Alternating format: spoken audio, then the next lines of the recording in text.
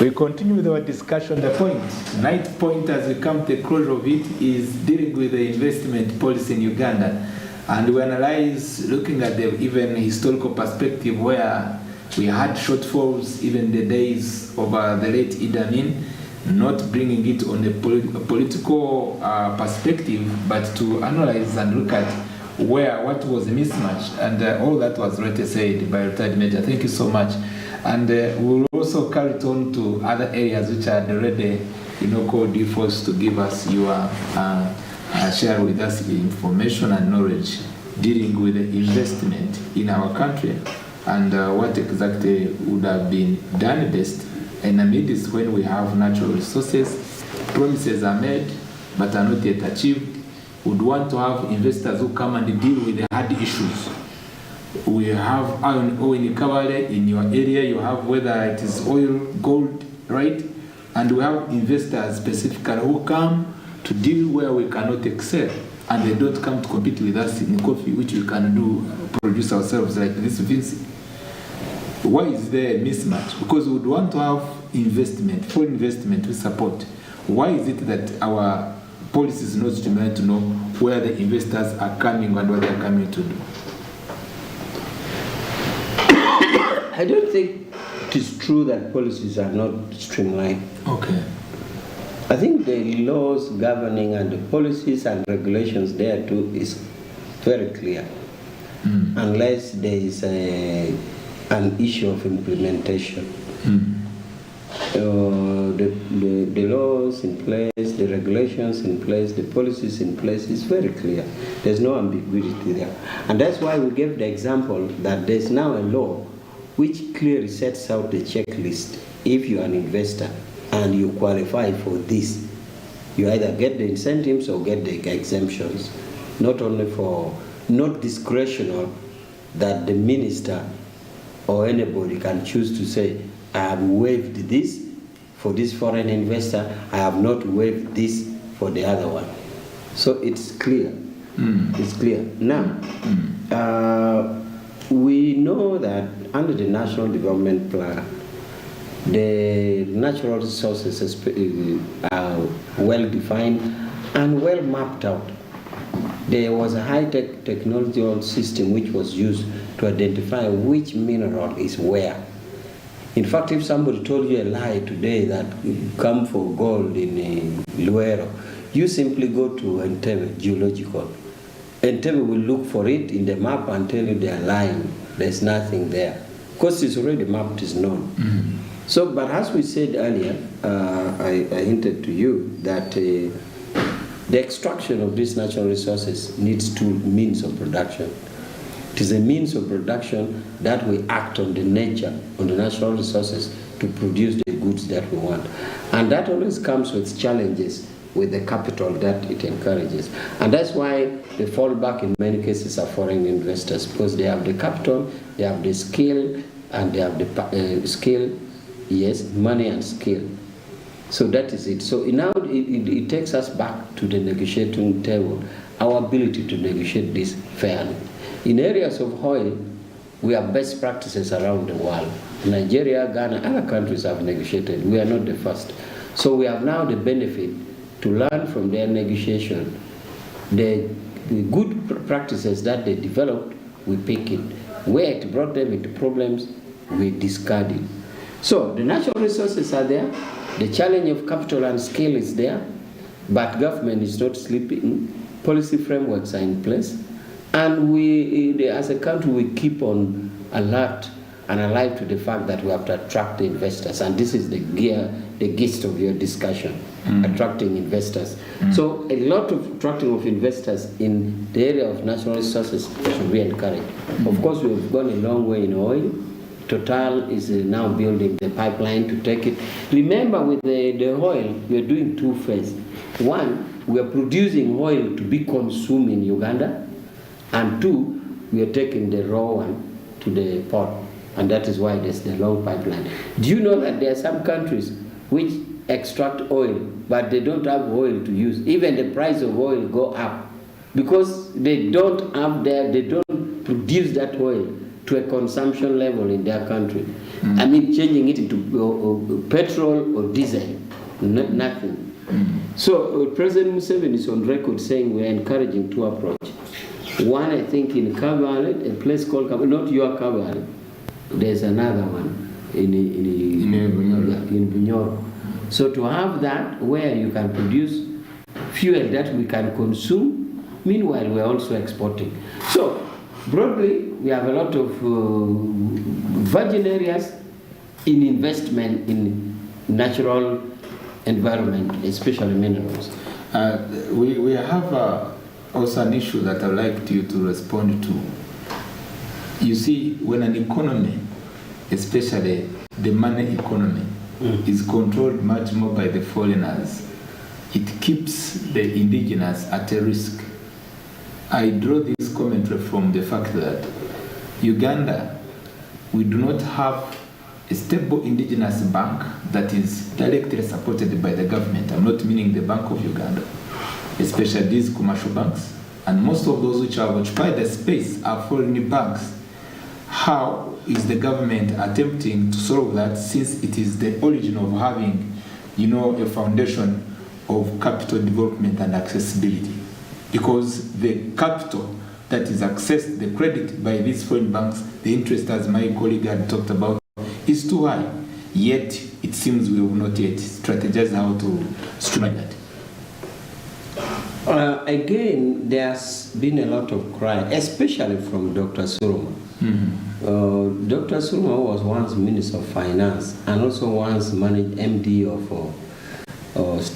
Uganda Commercial Bank. Has kept on the cry to say that as a country we made a mistake to have sold Uganda Commercial Bank. Rightly also, the cry remains on the table. That is a challenge, because there's a school of thought which says that if you don't have your indigenous bank, you risk. But we also have some banks like Housing Finance, we have Post Bank, and those are banks in what you call tier something, the highest tier. Meaning they can loan money, they can receive money. The highest tier, not the microfinance tier level. So we still have that, but the feeling is that it's not enough. So, but the death of Uganda Commercial Bank, again, as I told you, they are all linked up to the death of cooperatives. Yes, this is the time when we really, as a country, the global finance system. Let me come to you, retired major. I want to recall my history very well and analysis to put it right. Whereas there are many factors, but also the war, the NRA war contributed to the NRA war. You remember what happened with the robbing of banks. Of course, by that time it was survival for the fittest. It contributed to that. No, I don't think, because if you count in real terms the money that was taken by the war effect from the particular banks, it's very negligible. How many branches were attached? How many branches? 1 or 2 branches. So it isn't that's very negligible. But the thing is, yes, IMF World Bank was going into detail, sell this, even having a national water and sewage that we have. It was a tug of war. They even wanted national water and sewage to be sold. You even hear that electricity, please let us have the UEB. They went in. So the same thing, the bank were that type, and the cooperative. So I think we now review ourselves and say, did these people do a good thing? But even themselves, because they are also affected by this economy, I think somehow they're also feeling to say, I think this policy we had was right. Not only are the individual countries feeling, but I think even them, and I don't think it works in their best interest. So that is how the bank left. So, but I think it's now an issue identified. The people, the brains like Dr. Suruma has continued to drum it again and again. But I think, as I said, we still have alternative banks. But investment banks are there. Goodwill in that yes, Uganda Development Bank is there. It's Kante, it's only concentrated in Kampala. Yes, but that is strictly for investment. That is strictly for investment. But also, we still have our other 2 banks, housing finance, and post office, which we can still try. But that does not remove the legitimate cry of the Dr. Suromas of this world.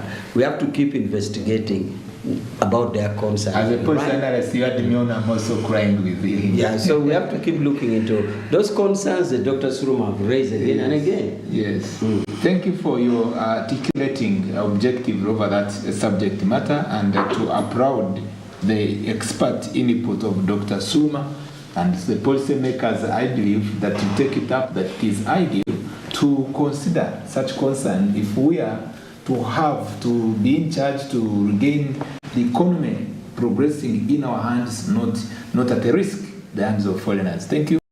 And I would like to welcome once again Mr. Kakungulu, and we look at, there are issues which also needs attention, and maybe in your analysis, we look at what can be done best. Okay. I'd like you to share with the viewers of the show, at your level of the federation, and the inspiration and advocacy you've tried to expose, especially to those whom you invite to join.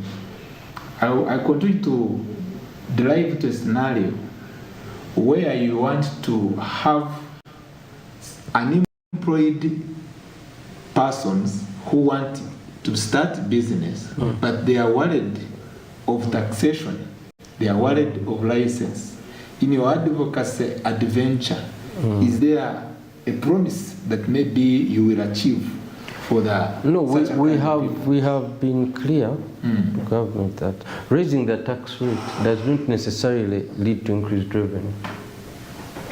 If your shop, you say that now sugar is 30,000 and people in your village have no means to pay it, will you earn more money from your sugar sales? Obviously not. So just because government raises the tax rate doesn't mean more people will pay. In fact, it may encourage people to dodge, because now it's more advantageous to dodge. You save more money because human beings are rational. They calculate. Yes, when water was very expensive, people had all kinds of illegal connections. When the cost came down, people are like, oh, there's no point. You connected? Yeah. They did connect? They don't have lawful connection. No, because when the cost of water was high. And electricity? And no, mainly water. Yes. But also electricity. Yes. When things were unclear and so on and so forth. The number of illegal connections were very high. But when they streamlined the process, when people felt this is a genuine process, when I put my yaka, no one will steal it. Illegal connections pretty much disappeared. So this is the whole point. You must streamline the process, and you must make the process fair. And URA is doing its part in this direction. Where it is not doing its part, for instance, very soon we are going to launch really a campaign on the issue around poultry feeds and the raw materials that are needed there. Where we feel it's unfair, we come out very strongly on behalf of our members. But the policy environment is much bigger than tax. There are other issues that we handle, and I think the cost of doing business in general in the economy that encourages businesses to thrive. So as a federation, we have been keen to ensure that we remain competitive. But we must not just look at the Ugandan market, and that's the issue. We cannot afford to be inward looking, because we are going into a global market. We're talking about the East African community, the African Continental Free Trade Area. If we are inward looking, it does not mean that other people won't come and target us in this market. One question, as you give us your last word, yes, and it is built on what you said, especially for the free movement of labor and doing business in the East African community. Our business, men and women, they continue to suffer in this cross-border trade under the guise of unsatisfied commodities and so forth, and they come crying. Correct. They have lost business. Some. Yeah, some. Have not all, but some. So please give us the insight of that. And no, it is like football. What's the defense of our people that are losing business? It is like football. The security rather. It's like football. You're on the offensive, the other guys on the defensive. Once in a while, there will be a hard tackle and the referee will give a red card. So what we are saying is that these non-tariff barriers do not just affect Ugandans. Ugandans also put non-tariff barriers to stop other people from selling their products. Do you know how many roadblocks we have? We have so many roadblocks. Since COVID, since COVID, we have so many roadblocks. The president recently issued a directive to remove them. That's a non-tariff barrier, and those people are complaining. So the way they complain is the way we complain. The important thing is to have a mechanism to resolve. The last word to support investment in Uganda. My last word is that we need to support our young people to export products and to export services. But not low-level services. We don't want to just export maids. We want to export professors. We want to export nurses, people who can really make sure that our remittances grow and can shore up our currency. Okay, please, I will urge you to ensure that those who register the youth who are going abroad, they are indeed targeting such, not to take our youth to go and suffer. That's a good one. Retired Major, you have 2 minutes to conclude the program, and you will be able to look at especially those who are providing social services. I talked about health, I talked about education. They are crying, the taxes and the license too high, and yet they are collaborators. They do partner with the government to deliver service. Is there a hope for them so that they can be able to survive in a competitive business environment? Okay, my last word is that progressively, government has come up with a holistic approach to investors, in that there is not now discretional approach. The law is clear, who benefits, who does not benefit. And I think investors in social services, that is ordinarily a domain, or should have been a domain for government. Their services are highly valued, and I think they will be taken into concerns, because they have raised their concerns in their legitimate associations and forums, and it will be addressed, like in your case, the school authorities and the health workers. But all in all is that investment is a priority. Government encourages both internal and external investors. It is only in the investment that we can be involved in production. Without production, we are nowhere as a country. So let's keep in as a country and keep in our production through the vehicle of investment. Before you end, is there a hope of ending the whole agricultural investment to tractor or macro agricultural investment, which is of course using tractors?